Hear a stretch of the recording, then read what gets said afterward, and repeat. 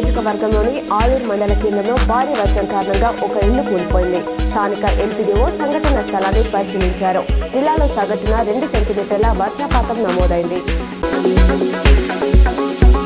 శనివారం రాత్రి నుంచి జిల్లా అంతటా కురుస్తున్న భారీ వర్షాలతో అనేక ప్రాంతాలు అతలకుతలమయ్యాయి. ముందస్తు హెచ్చరికల నేపథ్యంలో జిల్లా యంత్రాంగం అప్రమత్తమై గ్రామాల్లో పునరావాస కేంద్రాలను ఏర్పాటు చేసింది.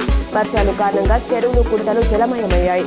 పలు చోట్ల వాగులు ఉప్పొంగడంతో రాకపోకలకు అంతరాయం ఏర్పడింది.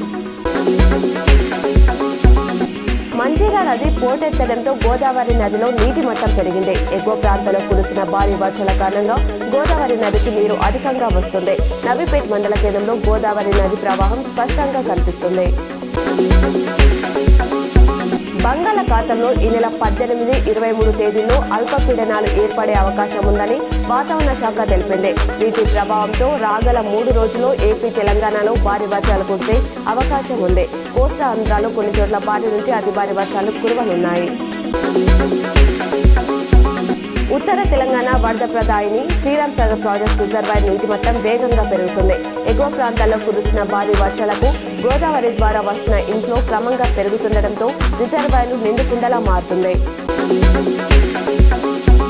వర్ణి మండలంలోని జలాల్పూర్ గ్రామ శివార్లో ఉన్న లో లెవెల్ వంతెన పైనుంచి ప్రవహిస్తున్న వరద జలాలను శనివారం జిల్లా కలెక్టర్ వినయ్ కృష్ణారెడ్డి పరిశీలించారు.